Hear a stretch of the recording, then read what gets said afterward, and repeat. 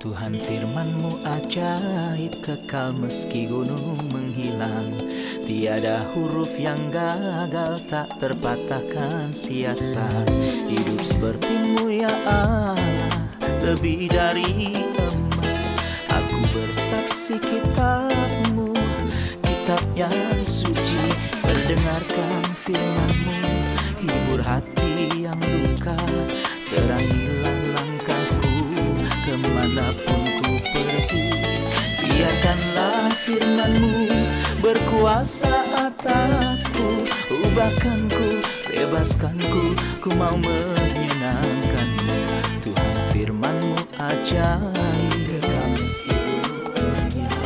Ubah dan bebaskan aku, mau menyenangkan-Mu.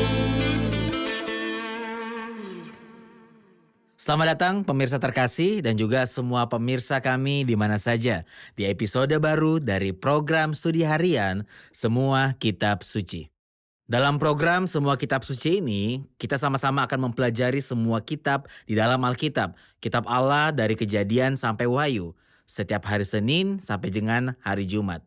Jika hari ini adalah pertama kalinya Anda bergabung dengan kami, Anda bisa melihat episode-episode sebelumnya di dalam situs kami di www.semuakitabsuci.com. Dan Anda akan menemukan semua episode secara berurutan.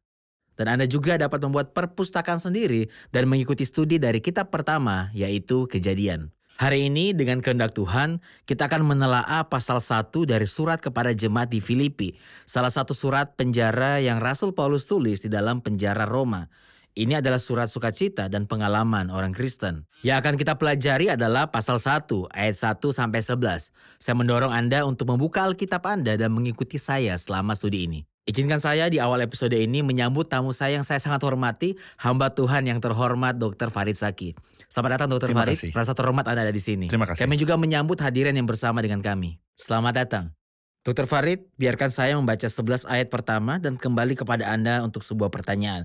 Pasal 1 ayat 1 sampai 11. Dari Paulus dan Timotius, hamba-hamba Kristus Yesus, kepada semua orang kudus dalam Kristus Yesus di Filipi, dengan para penilik jemaat dan diaken. Kasih karunia dan damai sejahtera dari Allah Bapa kita dan dari Tuhan Yesus Kristus. Aku mengucap syukur kepada Allahku setiap kali aku mengingat kamu. Dan setiap kali aku berdoa untuk kamu semua, aku selalu berdoa dengan sukacita.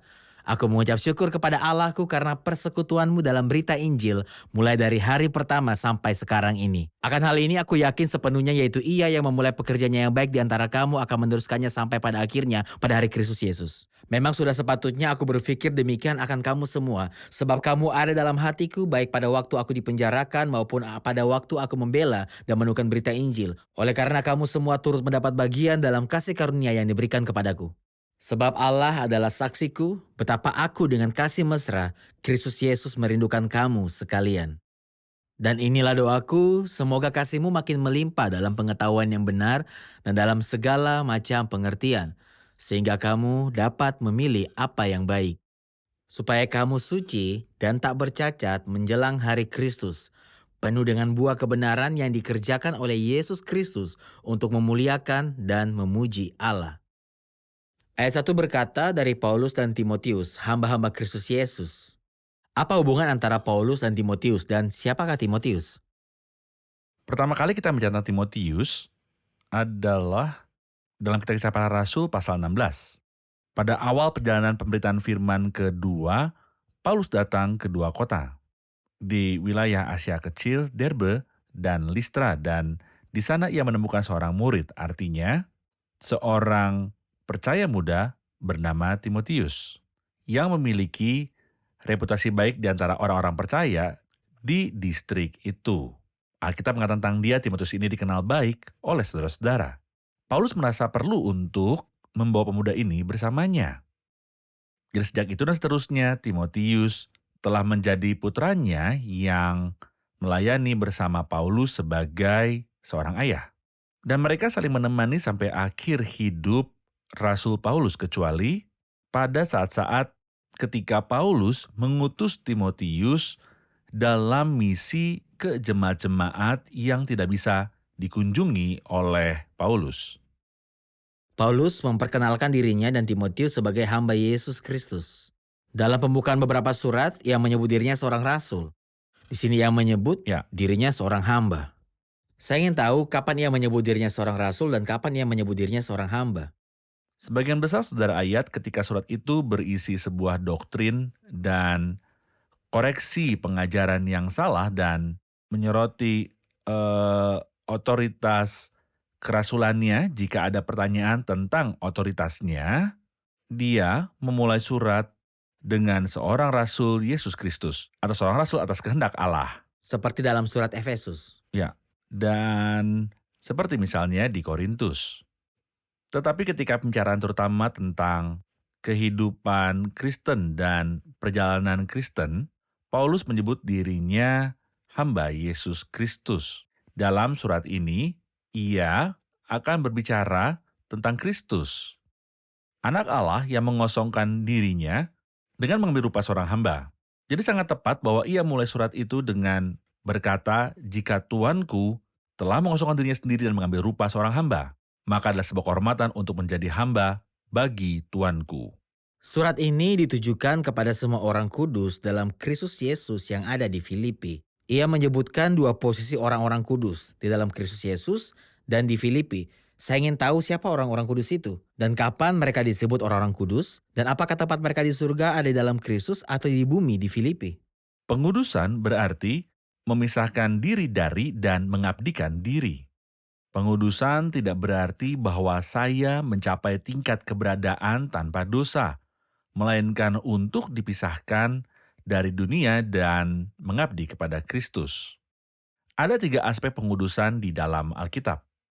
Pengudusan yang terjadi dalam diri manusia begitu ia menerima Kristus sebagai juru selamat, yang kami sebut pengudusan legal, yang berarti bahwa saya dipandang di hadapan Tuhan sebagai seseorang yang mengabdi kepadanya.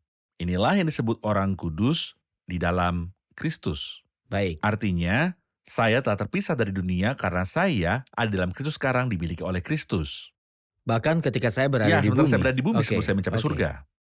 Ada jenis pengudusan lain, pengudusan harian dan meningkat dalam praktek kehidupan. Ini disebut pengudusan praktis.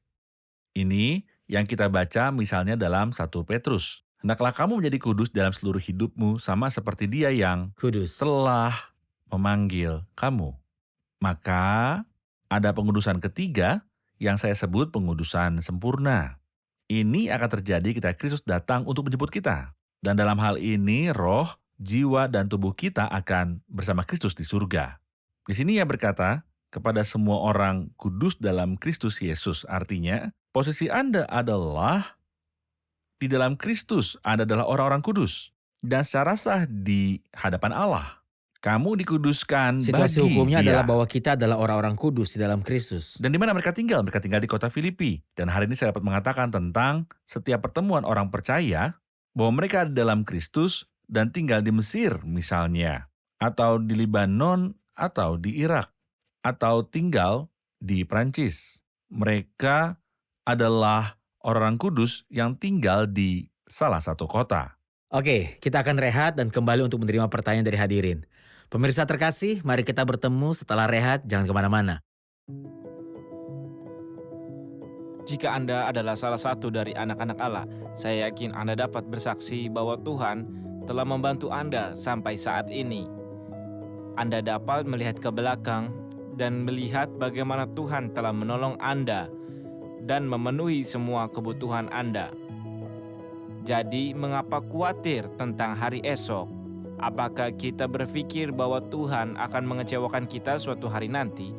Terlalu sering kita orang-orang percaya berperilaku sebagai orang-orang yang tidak percaya. Sebenarnya, kita lebih suka bertindak seolah-olah kita adalah penyembah berhala, sementara ada Allah yang agung yang berfirman kepada setiap kita, "Aku akan tinggal bersamamu sampai akhir." Berkuasa atasku, ubahkanku, bebaskanku, ku mau menyenangkanmu. Tuhan firman-Mu ajaib, kekal meskipun ubah dan bebaskan aku, mau menyenangkanmu. Kami kembali pemirsa terkasih untuk melanjutkan studi kita dalam pasal 1 dari surat Filipi. Ada yang mau bertanya? Di akhir ayat 1, ia berkata dengan para penilik jemaat atau bishop dan diaken, apakah bishop dan diaken berperingkat? Apa perbedaan antara mereka dan kenapa ia menggunakan kata bishop dalam bentuk jamak dan bukan overseer? Oke. Salam dan surat ditujukan kepada semua orang kudus dalam Kristus Yesus di Filipi dengan para penilik jemaat dan juga diaken. Siapakah bishop dan diaken? Kita akan membaca tentang para bishops dan diaken. Dan untuk pertama kalinya dalam Kisah Para Rasul, diaken adalah mereka yang melakukan pelayanan praktis dan keuangan di gereja. Mereka pertama kali disebut ketika para rasul memilih 7 pria dengan reputasi yang baik penuh dengan Roh Kudus untuk mengawasi distribusi sumbangan kepada para janda. Jadi, pada awalnya itu bukanlah pelayanan pemberitaan firman atau pengajaran, melainkan pelayanan rohani yang praktis. Inilah arti dari diaken. Dan sebenarnya dalam bahasa Yunani, diaken berarti yang melaksanakan. Pelayanan Itu praktis. belum tentu pelayanan firman atau pelayanan mimbar. Bukan Ini begitu. adalah pelayanan yang bersifat praktis. Tepatnya pelayanan praktis yang berarti bahwa seseorang akan ada di antara orang-orang untuk melihat kebutuhan mereka dan mengelola hal-hal berkaitan dengan mereka. Oke. Untuk para bishop, kita membaca tentang mereka dalam Kisah Para Rasul dan dalam surat-surat bahwa mereka memiliki karakteristik tertentu. Mereka dari kalangan berusia lanjut dan memiliki rumah. Alkitab mengatakan bahwa bishop harus mengelola rumah tangganya sendiri dengan baik, menjaga anak-anaknya tunduk. Jadi dia harus punya keluarga. Ya, dan dia harus mengatur rumah tangganya sendiri dengan baik. Ada sistem penamaan lain, mereka disebut bishops, Penatua. penatua dan gembala. Semua ini adalah nama mereka. Mari kita baca tentang mereka, misalnya dalam Kisah Para Rasul 20. Kisah Para Rasul 20 dan 1 Petrus 5 untuk memberikan pencerahan. Kisah Para Rasul 20 ayat 17 berkata, tentang Paulus, ia menyuruh seseorang dari Miletus ke Efesus dengan pesan supaya para penatua jemaat datang ke Miletus. Ketika mereka datang kepadanya, ia mengatakan frase ini kepada mereka. Karena itu jagalah dirimu dan jagalah seluruh kawanan, karena kamulah yang tetapkan Roh Kudus menjadi penilik atau bishops. Mereka adalah penatua. Dan penilik jemaat gembala untuk juga. menggembalakan jemaat Allah. Dan mereka gembala juga. Petrus di akhir surat yang pertama mengucapkan kata-kata yang serupa, tetapi ia menambahkan nama lain. Katanya, aku merasakan para penatua di antara kamu. Aku sebagai teman penatua. Dan saksi penderitaan Kristus yang juga akan mendapat bagian dalam kemuliaan yang akan dinyatakan kelak. Gembalakanlah kawanan domba Allah. Jadi mereka adalah para penatua dan gembala. Lalu ia berkata bahwa mereka adalah bishops. Tuhan membangkitkan di setiap gereja sekelompok bishop yang memiliki peran spiritual. Yang Penggembalaan, terutama oke. penggembalaan. Baik. Gembala yang peduli dengan kondisi rohani orang-orang percaya. Dan diaken untuk peduli dengan kebutuhan praktis dan keuangan orang percaya. Izinkan saya mengatakan bahwa diaken dan bishop disebut pekerjaan gerejawi. Tetapi kita memiliki Ya. sesuatu yang disebut karunia-karunia rohani. Jadi mengajar, menasihati, dan berkhotbah adalah karunia rohani. Pelayanan firman, Benar. tetapi bishop adalah pelayanan penggembalaan di tengah-tengah Penggembalaan. kawanan domba. Mereka tidak ditugaskan atau ditunjuk oleh orang-orang. Tetapi Roh Kuduslah yang membangkitkan mereka dan gereja mengenal mereka. Benar. Bishop memiliki peran penggembalaan. Dan apakah mereka disebut penatua, gembala, atau bishop, semua memiliki arti yang sama. Diaken bertanggung jawab atas layanan keuangan di gereja Allah. Benar. Jadi itu tidak berarti bahwa seseorang sedang ditugaskan atau ditunjuk ke pangkat atau pekerjaan yang disebut diaken atau bishop. Ia berkata, dengan para bishop dan diaken, kasih karunia dan damai sejahtera dari Allah Bapa kita dan dari Tuhan Yesus Kristus. Saya membutuhkan tanggapan mengenai kasih karunia dan damai sejahtera. Nah, ini selalu menjadi salam Paulus di awal surat-surat, tapi ketika ia menulis kepada individu seperti Titus, Filemon, atau Timotius, ia biasa menambahkan dan rahmat. Namun kepada gereja-gereja ia biasa mengatakan kasih karunia dan damai sejahtera. Kata kasih karunia asalnya dari bahasa Yunani, yaitu charis. Dan itu adalah sapaan umum di antara orang-orang, seperti ketika kita katakan, hari ini, semoga harimu menyenangkan. Namun Paulus memberinya makna rohani. Apa makna spiritualnya? Dia ingin memberitahu orang-orang percaya bahwa semua berkat rohani yang menjadi milik mereka telah Tuhan berikan kepada mereka oleh kasih karunia. Kita diselamatkan oleh kasih karunia dan diterima sekarang di hadapan Allah oleh kasih karunia. Kita menemukan kasih karunia dalam keadaan-keadaan kehidupan. Cukuplah kasih karuniaku bagimu. Dan kita mendekat kepada tata kasih karunia agar kita boleh menerima belas kasihan. Segala sesuatu dalam kehidupan orang percaya sekarang berhubungan dengan kasih karunia. Adapun kata damai, yaitu shalom dalam bahasa Ibrani. Itu tidak berarti sekedar salam dengan damai, seperti yang kita lakukan sekarang. Tetapi berarti bahwa Allah mengirimkan damai sejahtera kepada umatnya. Damai adalah hal yang paling dibutuhkan umat Allah Damai. di segala zaman. Paulus menerima dua karunia itu dari Allah dan menyerahkannya kepada orang-orang yang beriman. Saya harap kita juga melakukan hal itu. Tentu saja kita memperhatikan urutannya. Kasih karunia terlebih dahulu, lalu Tentu. damai. Karena atas dasar kasih karunia kita mendapatkan damai sejahtera dari Allah dan damai sejahtera dengan Benar. Allah. Saya akan bacakan ayat yang ketiga. Aku mengucap syukur kepada Allahku setiap kali aku mengingat kamu dan setiap kali aku berdoa untuk kamu semua. Aku selalu berdoa dengan sukacita karena persekutuanmu dalam berita Injil. Mulai dari hari pertama sampai sekarang ini. Bagaimana hubungan Paulus dengan orang-orang percaya di Filipi muncul dalam ayat-ayat ini? Pertama, ia selalu berdoa untuk mereka. Kedua, setiap kali ia berdoa, ia bersyukur kepada Tuhan untuk mereka. Ketiga, ketika ia mengajukan permohonan kepada Tuhan untuk mereka, ia berdoa dengan sukacita. Tidak semua gereja tempat Paulus menulis surat memiliki tiga hal ini. Ia berdoa untuk mayoritas atau jika saya mengatakan semua orang. Tetapi ketika kita membaca Galatia atau Korintus, kita tidak menemukan dia bersukacita dengan ingatan akan mereka. Mengapa? Tentu saja, ia selalu berterima kasih kepada Tuhan untuk pekerjaannya dalam diri orang-orang percaya. Tapi ada kekurangan, ada kekacauan dalam perilaku atau dalam ajaran.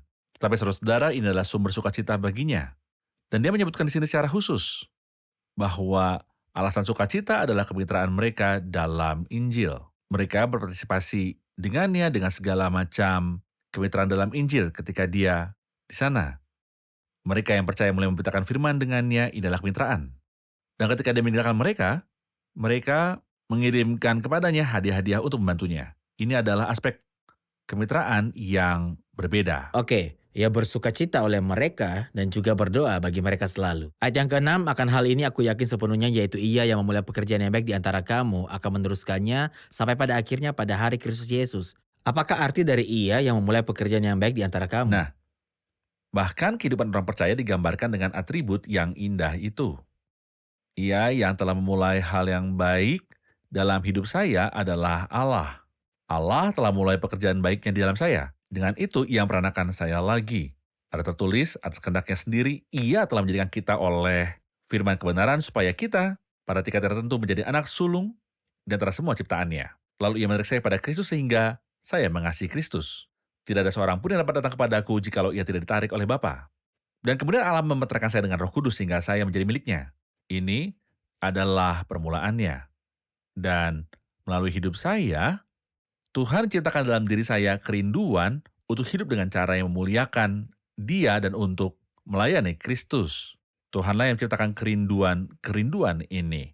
Paulus juga mengatakan di sini bahwa keinginan untuk memberi secara finansial telah diciptakan di dalam mereka oleh Allah. Jadi ia berkata kepada mereka, aku yakin bahwa Allah yang memulai di dalam kamu pekerjaan baik sejak aku bersamamu ketika kamu menerima Injil. Dan aku yakin akan Allahku bahwa ia akan melanjutkan ini sampai hari Yesus Kristus sehingga seluruh hidupmu akan menjadi berbuah sampai hari kamu berdiri di hadapan Kristus untuk mengevaluasi seluruh kehidupan. Oke, terima kasih atas penjelasan ini. Kami akan rehat dan kemudian menerima pertanyaan dari hadirin. Pemirsa terkasih, mari kita bertemu sesudah rehat. Ikutilah terus. Ubahkanku, bebaskanku, ku mau menyenangkanmu. Tuhan firman-Mu ajaib. Kekasih sepenuhnya, ubah dan bebaskan aku, mau menyenangkanmu. Kami kembali pemirsa terkasih untuk melanjutkan studi kita tentang pasal 1 dari surat Filipi. Ada pertanyaan? Di akhir ayat 6 ia berkata sampai pada akhirnya pada hari Kristus Yesus, dan di akhir ayat 10 ia berkata menjelang hari Kristus. Apa yang dimaksud dengan hari Kristus Yesus dan apakah perbedaannya antara kedua hari itu? Apa yang dimaksud dengan hari Kristus Yesus? Alkitab juga menyebut hari Tuhan dan hari Allah. Beri kami gambaran tentang sistem pemberian istilah ini. Dalam studi kita tentang surat-surat itu, kita akan menemukan beberapa periode waktu yang disebut hari. Hari Kristus atau hari Yesus Kristus adalah salah satu di antaranya. Hari Tuhan diulangi banyak kali. Di Perjanjian Lama dan Perjanjian Baru. Hari Allah disebut sekali dalam Perjanjian Baru. Apa bedanya? Sejauh yang kami pahami dari studi ini, hari Kristus Yesus adalah sejak saat Kristus akan datang untuk membawa gerejanya ke surga. Dan seterusnya. Penampakan orang-orang percaya di hadapan tahta Kristus, keberadaan mereka di surga, menikmati Kristus dan berdiri di hadapannya untuk mendapatkan upah. Ini disebut hari Kristus atau hari Kristus Yesus. Oke, Paralel dengan ini, di bumi setelah gereja diangkat ke surga akan ada periode-periode penghukuman yang mengerikan yang dikenal sebagai masa kesusahan besar yang akan berakhir dengan penampakan Kristus untuk menghakimi. Lalu pemerintahan Kristus atas bumi, semua periode itu disebut sebagai hari Tuhan. Kita membacanya dalam Perjanjian Lama dan Perjanjian Baru dan itu selalu terkait dengan penghakiman.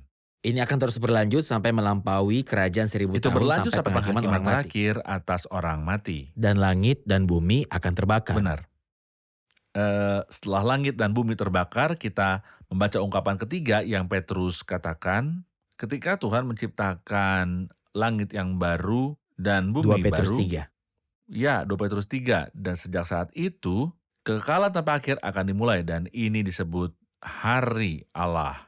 Paulus memberitahu kita alasan sistem pemberian istilah ini supaya Allah dimuliakan dalam segala sesuatu. Oke, terima kasih. Yang dia sebutkan di sini adalah yang pertama, Yaitu dari mereka hari Kristus atau hari Kristus Yesus.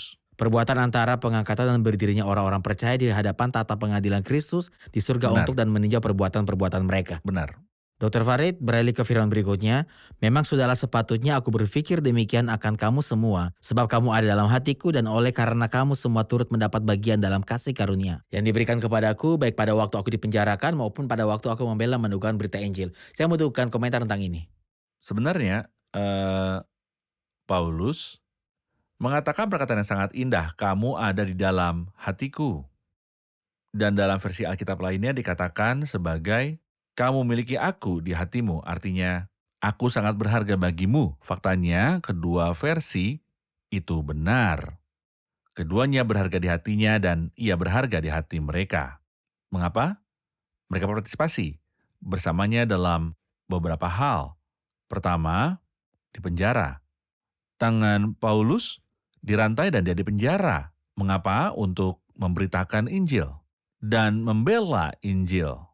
Ya pada waktu itu sedang diserang dan meneguhkan Injil di dalam hati orang-orang percaya. Jadi, mereka adalah orang yang turut mengambil bagian dalam arti bahwa mereka berdoa baginya dan mereka juga berpartisipasi dengannya dengan pemberian-pemberian yang mereka kirimkan kepadanya. Jadi selanjutnya ia berkata, kamu semua turut mendapat bagian dalam kasih karunia. Kasih karunia yang mana? Itu termasuk kasih karunia penebusan dan keselamatan dan juga pelayanan. Mereka mengambil bagian dalam semua ini bersama Rasul Paulus. Itu sebabnya mereka berharga baginya dan dia berharga bagi mereka. Mengenai membela Injil dan meneguhkannya, kita sering mendengar tentang apologetika. Bagaimana kita membela Injil dan apakah Injil membutuhkan orang yang mempertahankannya. Apa gagasan tentang membela Injil? Nah, bahkan ekspresi indah ini karena berasal dari kata pembela, yaitu pengacara. Pengacara selalu membela terdakwa. Iblis berhasil membuat orang-orang tidak percaya terus-menerus menurut iman Kristen dan Injil yang menghadirkan Kristus kepada kita. Dan bahwa Injil itu menyimpang atau tidak dapat diterima secara logis atau tidak terdokumentasi secara sejarah, dan orang-orang percaya memiliki peran penting terutama hari-hari ini. Petrus menyatakannya dengan berkata, "Tetapi kuduskanlah Kristus dalam hatimu sebagai Tuhan, dan siap sedialah pada segala waktu untuk memberi pertanggungjawaban kepada setiap orang yang meminta pertanggungjawaban dari kamu tentang pengharapan yang ada padamu, tetapi haruslah dengan lemah lembut dan hormat." Saudara, ayat kita harus siap dan memahami. Kita terkadang menggunakan Injil sebagai sumber penghiburan bagi kita sebagai orang percaya. Tapi kita tidak sadar bahwa Injil yang sama ini mungkin rekan-rekan kita di universitas atau tempat kerja atau tetangga kita menyerangnya. Oke, Jadi saya harus waspada dan siap untuk berbicara Paulus di sini melakukan dua hal. Ia menegaskan Injil secara internal dan membela membelanya Injil secara eksternal. Jadi ia meneguhkan Injil di dalam orang-orang percaya dan membela Injil di hadapan musuh-musuh. Benar. Tuhan memberkati Anda, dan kita sudah sampai di akhir episode, dan kita akan meninjau kembali episode ini dengan hadirin dan melakukan studi kita di episode berikutnya jika Tuhan mengendaki. Apa manfaat yang kita dapat dari episode hari ini? Saya suka bahwa Rasul Paulus menggambarkan dirinya sebagai hamba, menyamakan dirinya dengan tuannya yang mengambil rupa seorang hamba. Kasih karunia dan damai sejahtera. Atas dasar kasih karunia kita mendapat damai sejahtera dari Allah dan dengan Allah. Semua orang percaya adalah orang-orang kudus. Tetapi ada 3 jenis kondisi sah sebagai orang kudus. Kondisi sah sebagai orang kudus yang saya peroleh sejak saya percaya kepada Kristus, dan kondisi sebagai orang kudus di mana saya tumbuh melalui hubungan saya dengan Kristus, dan kondisi sebagai orang kudus sepenuhnya yang akan kita dapatkan setelah pengangkatan gereja ketika kita akan bersama dengan Kristus.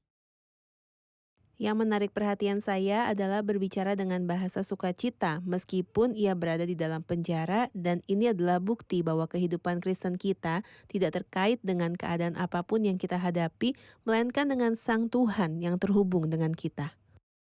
Terima kasih, Tuhan besertamu. Terima kasih Dr. Farid. Terima Kita kasih. akan melanjutkan kembali di episode berikutnya jika Tuhan menghendaki. Pemirsa terkasih, di akhir episode ini, saya akan meninggalkan dengan Anda salam Kristus yang terhormat.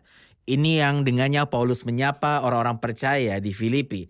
Kasih karunia dan damai sejahtera dari Allah Bapa kita dan dari Tuhan Yesus Kristus menyertai kamu. Kasih karunia yang membawa semua yang ada di hati Tuhan dan membawanya kepada kami hanya atas dasar kasih karunia. Kita dapat berdamai dengan Tuhan. Jadi saya mendorong Anda untuk membuka hati Anda dengan mengatakan, "Ya Tuhan, penuhi hatiku dengan damai. Aku ingin berdamai denganmu, aku ingin merasakan kedamaian mengenai kekekalanku. Aku perlu tahu tujuan akhir hidupku ketika hidupku berakhir di sini. Oh Tuhan, aku tahu bahwa dosa-dosaku telah diampuni dan kesalahanku ditutupi berdasarkan karya Kristus di kayu salib. Ampunilah dosa-dosaku, berilah aku pengampunan kekal." Anda akan menikmati damai kekal di dalam Kristus Yesus. Sampai jumpa di episode berikutnya untuk melanjutkan studi kita tentang surat Filipi pasal 1. Dan semoga Tuhan menyertai Anda.